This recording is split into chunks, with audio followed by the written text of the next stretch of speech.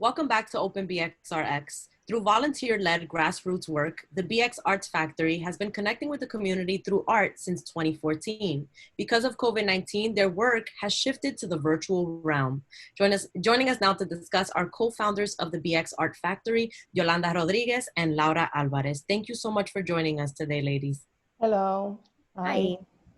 So first, I just want to learn, for those folks that may not be familiar, just about the BxArts Factory and your mission. Okay, so BxArts Factory, our mission is to have art be accessible to everybody in the Bronx, and we do that by creating programming that builds relationship between artists in our community and community members and neighbors. And we have been around since 2014, and very grassroots organization. We started it with 2 community members and 2 artists getting together and trying to do something for our community.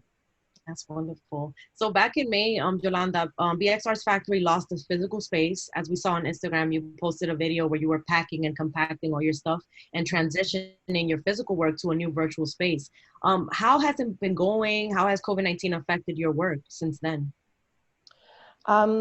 So having a space was definitely a blessing for us. As you know, we didn't have a space before that, and we received this wonderful gift from Spaceworks to be there. We were there for 1.5 years, and we were very active. We did so many programs there. We have to pause on our programming to be able to regroup and figure out our next steps. But we haven't stopped. We have created some online virtual programs, and we're happy to be able to do that for our community, our followers.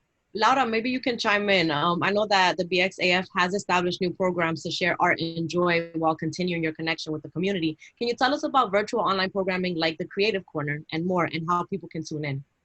Yes, so we were trying to do activities that are easy and that everybody can do it, even if you only have like a pen and a pencil and a paper. You can recycle paper too. And Rudy Mejia, he's been doing more like drawing style kind of classes, and I've been doing more collage kind of, using just an old magazine and scissors and glue.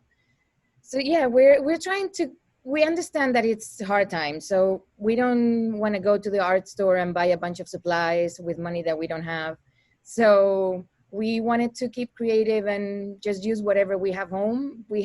Before that, we had the prompt, so every day we had a different word that would inspire you to create something, also very easy with whatever you had. And that's what we've been doing so far, and also working with BronxNet to do more elaborate work, but that will come. Yeah. And for now, how can people tune into those shows, those events that you're posting and the programming that you're posting with Creative Corner?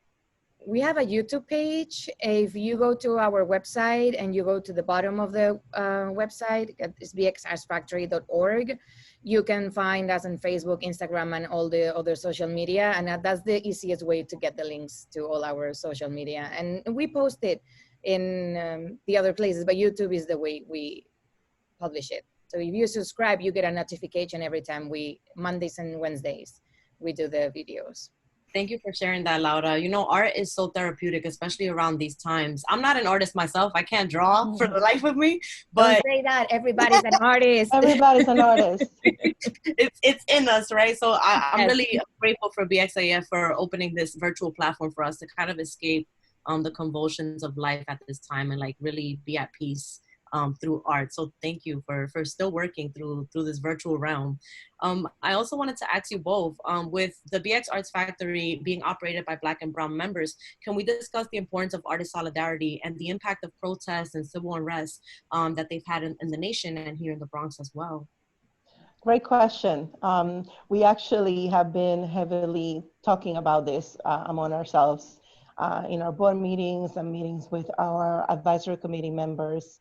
We are not like other organizations. We definitely had to take a break, right? We may have been, we were very impacted, basically. The people that are with us in our organization, we have been heavily impacted emotionally and mentally by everything that's happening. This is not something that's new for any of us. This is something that we have experienced. our entire lives for many of us. So having all these protests come out it's been great to see that, but it's also been heavy to see, you know, the death of George Floyd and other, and Breonna, and all these people that have recently been in the spotlight. We had to sit down, we had to really talk about how we felt and work through our own feelings. Recently, for example, we had an event called Are You Okay? Where in that event we invited our fellow artists and members of our organization to join in a open forum conversation. We were joined by an artist, an art therapist as well. So we had the time to center ourselves and really meditate and try to find that joy that's going to help us go through, right? Because with all this pain, at times we forget that we need to take care of ourselves, and we need to find joy so we can continue the fight. And that has been kind of like the way we have tried to support our members and the board and everybody in the days that, under all the circumstances, everything that's going on. Right, and thank you for the reminder, Yolanda. You know, at the end of the day, it is a grassroots-led effort, and you are the people of the Bronx, so you are right here with us in this battle and this civil unrest in our community as well. So thank you for sharing. I also wanted to bring up another, maybe a little lighthearted news when it comes to art and the BxArts Factory. BronxNet was also lucky to catch Laura volunteering to beautify community fridges in the community through an incredible initiative fighting food insecurity here in the borough. Laura, can you please tell us about using your art to join this initiative? Sure. So it was, you know, we do a lot of things and a lot of people knows us. So somehow someone reached out to somebody that knew somebody that is in in the organization. That's how it happens. And they were really concerned because the fridge they got a fridge that was white. And, you know, it was kind of fine, but then it broke. They got another one, it was black. And with the background of the place that you couldn't see it. So they were concerned and they weren't sure what to do, maybe paint it. I'm like, I'll do it. Don't worry, people is gonna see it after I'm done with it. And that's how it started, because I think it's such a great initiative. You really never know how many people is not having enough money to buy food and keep a roof over their heads and pay all the bills and just live. So I thought it was amazing. And then after the first fridge that I painted a second one, a third one. I'm painting another one this week. So hopefully we keep getting more of those and we can make more noise and people know about it. And thanks to having all those articles going on in press, and it's been like in the CBS News and all that stuff, there's been a lot of donations getting to those fridges. So that's what we wanted. We wanted to make an impact. We wanted to not have food go to waste, because there's a lot of food that goes to waste every day. So by having this network of people that are working together, they can go pick up the food. They distribute it between the fridges. It's a lot of work that it takes to keep those fridges up, though. Right. I just went and painted them, but like they're people like really taking care of those fridges and taking care of their community, stacking the fridges twice a day, and they go empty. So right. That's how you know how many people needs the food, and most of the times they fill it up with fresh fruit, like fresh fruits and vegetables, produce that is not that easy to get in those places because either are very expensive or they're not that good quality. So they have a lot of connections with community gardens and other places they can donate that kind of food. Right. For our viewers, I just want to give the Instagram page is at IOHNYC for you to see the list of community fridges around the Bronx. They are growing, as Laura said, they're popping up everywhere, and it's all volunteer based. So I'm just glad that you were able to beautify them. They look gorgeous. They look amazing. Just pop of color for everyone that passes by and sees it. And it's also a spring of joy for people to know that the community is there for them, you know, and every just volunteer. Just how you're volunteering to paint them, they're volunteering to keep them up going as well.